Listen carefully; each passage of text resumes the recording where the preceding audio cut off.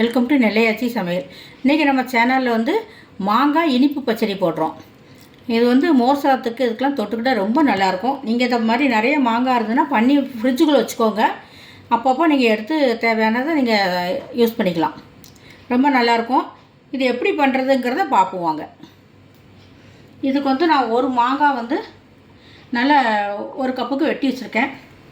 இது வந்து வெல்லம். நீங்கள் வெல்லம் இருந்தால் போட்டுக்கலாம், இல்லை நாட்டு சக்கரை ஒரு கப் எடுத்து போட்டுக்கோங்க. இது 2 வரமிளகாய் கிள்ளி வச்சுருக்கேன், கொஞ்சம் கருவேப்பிலை. வாங்க இது எப்படி பண்ணுறதுங்கிறத பார்ப்போம். ஸ்டவ் பற்ற வச்சு கடாயை வச்சுக்கோங்க. இது ஒரு நல்லெண்ணெய் ஊற்றி பண்ணுங்கள், அப்போ தான் ரொம்ப நல்லாயிருக்கும். நல்லெண்ணெய் வந்து 2 ஸ்பூன் ஊற்றிக்கோங்க. எண்ணெய் காஞ்சிட்டு நம்ம கடுகு கொஞ்சம் போட்டுக்கிடுவோம். கடுகு போட்டு பொரியட்டும்.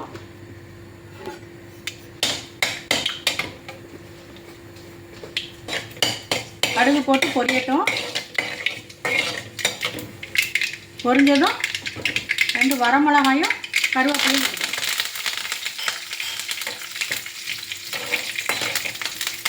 போட்டுட்டு நம்ம அந்த மாங்காயும் போட்டுடலாம்.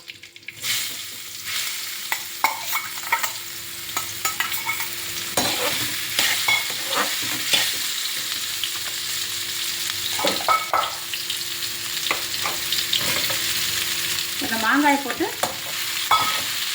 நல்லா 2 கரண்டி பரட்டி விட்டுக்கோங்க. பரட்டி விட்டுட்டு இதில் வந்து கொஞ்சம் உப்பு போட்டுக்கலாம்.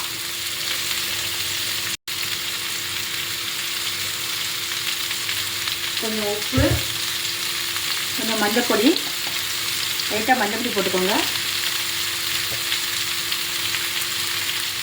கொஞ்சம் மிளகா பொடி. உங்களுக்கு எவ்வளோ காரமோ, ஏன்னா வரமிளகா ஏற்கனவே போட்டிருக்கோம், உங்களுக்கு எவ்வளோ காரம் தேவையோ அது தகுந்த போட்டுக்கோங்க. போட்டுட்டு கொஞ்சம் வதக்கி விடணும்.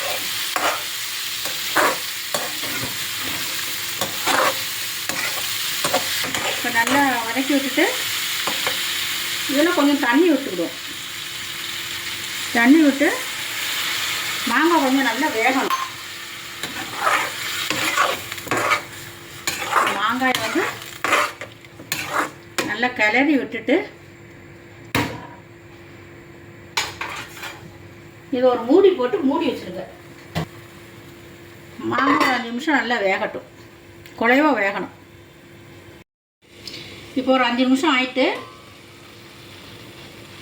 நல்லா மாங்காய் நல்லா குழைவாக வேகட்டும். பாருங்கள், மாங்காய் நல்லா குழைவாக வெந்துட்டு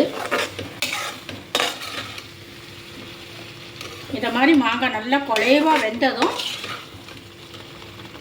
நீங்கள் வந்து இதில் வெல்லம் போடலாம். நான் 1 கப்பு வெல்லம் எடுத்துருக்கேன்.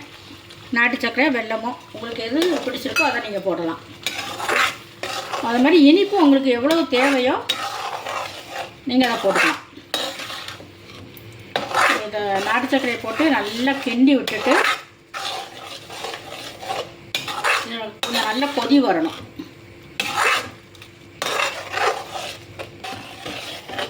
இப்போ வெல்லம் போட்டு நல்ல ஒரு கொதி வரட்டும். இப்போ வெல்லம் போட்டு நல்ல ஒரு கொதி வந்துட்டு இப்போ வந்து இதில் வந்து 2 ஸ்பூன் அரிசி மாவு கலந்து விட்டுக்கோங்க.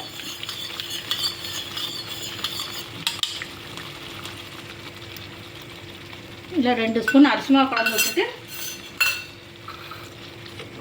நல்லா இந்த பச்சை ஸ்மெல் போகணுதையும் கொஞ்சம் கிண்டிக்கணும். வெல்லம் அந்த அரிசி மாவுலாம் நல்லா சுண்டி வரணுதையும் கிண்டிக்கோங்க. இது வந்து ரொம்ப டேஸ்ட்டாக இருக்கும். ஏன்னா அதில் உப்பு, புளிப்பு, இனிப்பு, காரம் எல்லாம் சேர்ந்துருக்கறனால ரொம்ப டேஸ்ட்டாக இருக்கும். நீங்களும் இதை மாதிரி பண்ணி பாருங்கள். இப்போ பாருங்கள், நல்லா ரெடி ஆகிட்டு நேரம் ஆக இது நல்லா இறுகிரும். இதை நீங்கள் பண்ணிவிட்டு ஃப்ரிட்ஜில் ஸ்டோர் பண்ணி வச்சுக்கலாம். இது 4 நாள் 5 நாள்னாலும் இருக்கும். பாருங்கள், ரெடி ஆகிட்டு. இப்போ பாருங்கள், மாங்காய் பச்சடி, இனிப்பு பச்சடி ரெடி ஆகிட்டு. நீங்களும் இதை மாதிரி பண்ணி பாருங்கள். பண்ணி பார்த்துட்டு எனக்கு எப்படி இருக்குங்கிறத கமெண்ட் பண்ணுங்கள், ஷேர் பண்ணுங்கள், லைக் பண்ணுங்கள், கண்டிப்பாக சப்ஸ்கிரைப் பண்ணுங்கள். அடுத்த வீடியோவில் நான் உங்களை சந்திக்கிறேன். நன்றி, வணக்கம்.